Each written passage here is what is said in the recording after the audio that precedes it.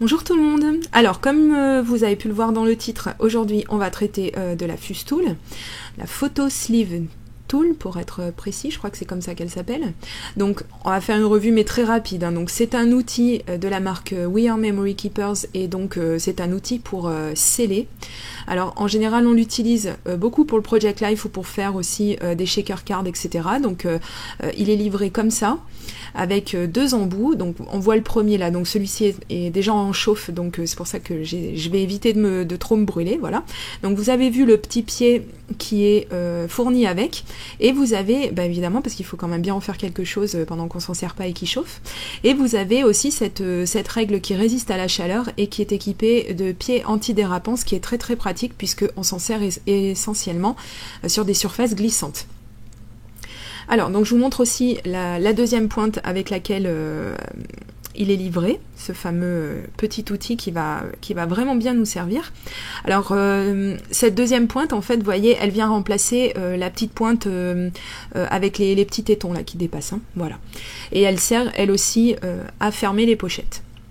Alors là je vous montre l'ancien rangement que j'avais, puisque essentiellement j'ai acheté la Photo Sleeve Tool, la Fuse Tool de son petit nom.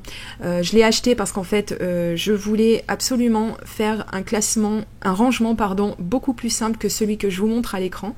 Donc ça c'est des boîtes à fromage, hein, toutes banales, dont je me servais beaucoup et je pensais que ce serait vraiment une solution pérenne, et il s'avère que pas du tout, parce qu'en fait comme vous voyez les découpes ont tendance à toutes s'enchevêtrer. C'est vraiment quelque chose qui avait le don de m'énerver, et au final je m'aperçois que j'essayais de prendre une boîte pour une catégorie, donc les fleurs, Noël, les découpes de mots, etc. Et au final, à force de les entasser, je m'aperçois que ça me prenait énormément de place, mais énormément. Et comme beaucoup, j'ai pas la place de garder autant de choses dans ma scrap room juste pour stocker en fait du papier ou des petites découpes, hein. C'est vraiment pas possible.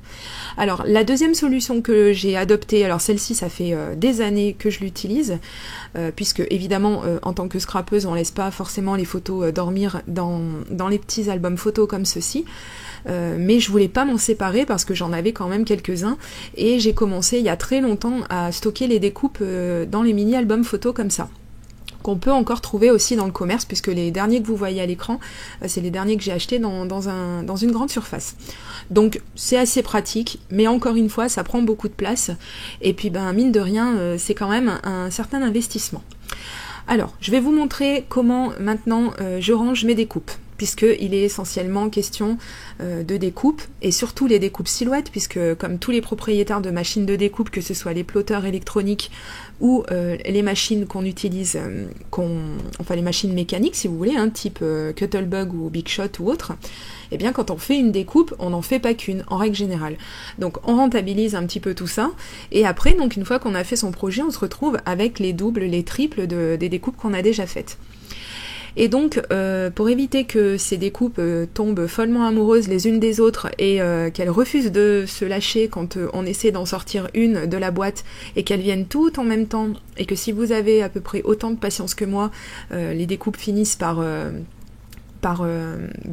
tout simplement par s'abîmer parce qu'on tire dessus, parce que voilà. Donc j'ai la solution, enfin j'ai une solution, du moins c'est la mienne, c'est celle que j'ai adoptée, et franchement je suis très très contente d'avoir trouvé ça. Alors donc vous prenez une pochette plastique, donc je vous conseille quand même de prendre une pochette d'une qualité quand même assez sympa, on va dire quand même. Plus elle va être épaisse globalement, et mieux elle se tiendra, bien sûr, hein, de toute façon je vous fais pas un dessin, vous avez bien compris ce que je veux dire, mais moi globalement j'ai un tas énorme de pochettes plastiques de récup, malheureusement qui sont pas d'une excellente qualité, qui sont très très fines, et oui voilà, c'était de la récup, hein, tout simplement, donc il faut bien que je les utilise, donc vous verrez un peu plus tard, je vous montrerai la différence entre les deux, mais bon, bref, globalement vous prenez une pochette, Et donc en fait il faut seulement, en fait il faut créer une ouverture à l'avant de cette pochette. Donc évidemment si on commence à couper et qu'on met pas une protection comme je l'ai fait avec la cartonnette que j'ai insérée à l'intérieur de ma pochette, eh bien on va découper les deux faces de la pochette et c'est pas ce qu'on veut. Donc là en protégeant le deuxième côté, eh bien on effectue la coupe seulement sur la partie avant de la pochette. Donc c'est là qu'on va glisser là où les découpes qu'on va vouloir stocker. Voilà, mais l'arrière évidemment ne sera pas découpé. Et donc une fois qu'on a fait ça, donc là je vous montre simplement un exemple pour les deux découpes que je vous ai montré à l'écran juste précédemment, mais après vous pouvez le faire autant de fois que vous voulez, de la forme et de la taille que vous voulez. C'est ça qui est sympa, c'est qu'on peut vraiment customiser la chose mais au maximum. Alors donc maintenant c'est là que va entrer en jeu la Fustool.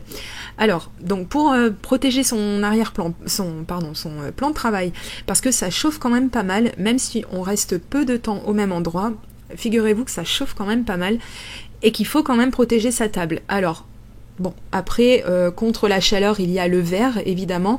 Donc si vous avez une planche qui traîne, une planche en verre, les planches de découpe qu'on a toutes dans sa cuisine, moi la mienne est très grosse, donc je préfère la laisser dans ma cuisine, hein, parce que j'ai déjà pas de place dans ma scrap room. Donc si je me mets à rapatrier des articles de ma cuisine, je vais plus y arriver. Donc ce que j'ai fait tout simplement, et vous voyez que ça marche très bien, j'ai absolument pas eu de soucis sur mon plan de travail, j'ai utilisé plusieurs épaisseurs en fait de papier brouillon, tout simplement, et ça marche assez bien. Alors quand vous passez l'outil, eh bien donc ça va sceller votre pochette plastique et ça va faire adhérer un petit peu, vous allez voir quand je vais la soulever, on va voir que ça a adhéré un tout petit peu sur les papiers brouillons, mais vraiment rien de grave, ça abîme pas du tout, c'est juste que c'est une réaction tout à fait normale. Donc je vous montre de près ce que ça donne. Donc évidemment on fait la soudure un petit peu au-dessus, puisque si on continue de faire des petites ouvertures, et bien tout ce qu'on va mettre en haut ça va glisser bien entendu, donc il faut faire une soudure juste au dessus pour éviter que la découpe du dessus vienne s'infiltrer dans la découpe du dessous. J'espère que je suis assez claire, mais bon globalement vous allez comprendre toute seule, puisque personnellement quand j'ai voulu faire ce système, donc ça m'a pris quand même pas mal de temps, hein, je reconnais, parce que j'ai énormément de découpes et que j'ai voulu m'en faire en plus d'avance, hein, des pochettes toutes bien fusées comme il faut. J'ai fait ma blonde, mais alors correcte, hein, la blonde, pas qu'avec les mèches, hein, la totale, les racines et tout. Non, je rigole, j'ai absolument rien contre les blondes, hein, c'est juste pour rigoler. En fait, j'ai tout fusé. Donc je suis partie, j'étais lancée, ma Fustool était chaude, allez c'est parti, donc j'ai scellé mes pochettes, et je me suis aperçue à la fin que j'avais pas créé mon ouverture. Et donc il a fallu que je fasse, mais alors vraiment, mais ça fait, mais j'ai un peu honte, je vais vous montrer quand même parce que j'ai rien à cacher, hein. Et c'est pour vous éviter de faire la bêtise comme je l'ai faite. Mais avant de faire votre soudure, je vous conseille vraiment, n'oubliez pas de faire l'ouverture de votre pochette avant. Parce que sinon, moi j'ai dû y aller au ciseau, alors c'était vraiment pas simple du tout. Donc les premières ne ressemblent à rien. Mes premières pochettes, alors ça marche quand même, hein, puisque ça a été soudé, etc. C'est pas le problème. Mais vous allez voir là, je vais vous montrer un petit peu le classeur. Donc d'ailleurs, justement, je le souligne, maintenant toutes mes petites découpes, les grandes, toutes les découpes que j'ai pas laissées dans mes mini albums photos, comme vous le voyez, eh bien elles tiennent toutes dans un classeur. Donc c'est formidable, elles sont toutes au même endroit en plus, donc ça va très bien. Donc vous voyez, ça c'est les premières que j'ai faites. Alors vous voyez déjà que la qualité, bon déjà l'éclairage est pas super, hein, parce que il pleuvait ce jour-là, donc j'ai fait ce que j'ai pu, mais bon, déjà on a un éclairage naturel, on va pas se plaindre, mais vous voyez que la qualité des pochettes, on voit très bien que c'est pas ça, donc là, je crois que c'est la pire celle-là, donc j'ai fait ce que j'ai pu pour rattraper, pour essayer quand même de réouvrir mes pochettes le plus proprement possible, c'est pas gagné, mais on voit bien la différence rapport avec celles qui seront un peu plus loin dans le classeur, et celles-ci où je les ai faites dans l'ordre, donc j'ai bien fait mon ouverture, et après j'ai fait la soudure de mes pochettes. Mais regardez, n'empêche, la place que ça prend, c'est génial, tout est à vue comme ça. Alors peut-être qu'il faudrait que je mette une feuille blanche entre chaque page, comme ça on les verrait peut-être un petit peu mieux, mais enfin je sais à peu près tout ce que j'ai comme découpe, donc pour moi c'est pas un souci.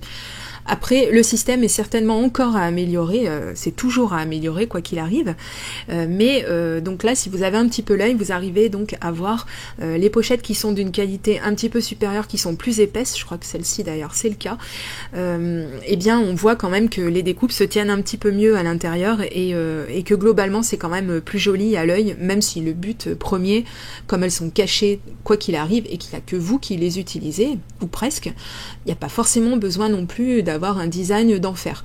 Mais c'est quand même plus sympa, on va dire, si les choses sont quand même plus agréables à l'œil, c'est... Voilà, c'est aussi bien. Donc vous voyez, on peut vraiment en faire toutes les tailles qu'on veut. J'ai des très grandes découpes, j'en ai des toutes petites. Vous pouvez stocker tous vos petits cœurs, vous pouvez stocker tout ce que vous voulez. Je trouve ça vraiment... oui, vraiment chouette, vraiment pratique, je suis bien contente d'avoir eu... alors après, je sais pas si c'est que mon idée, hein. Moi je sais que personnellement, j'ai cherché pendant longtemps à avoir des idées comme ça de rangement pour les découpes et quand j'ai vu ce qu'on faisait avec la Fustool, je me suis dit mais c'est exactement ce qu'il me faut et je sais que maintenant je vais continuer à ranger comme ça et ce que je ferai, peut-être que je ferai des catégories ou autres, mais bon pour l'instant je m'y retrouve assez et j'espère que ça vous aura donné des idées et puis je vous dis à très bientôt pour une prochaine vidéo. Gros bisous, bye bye.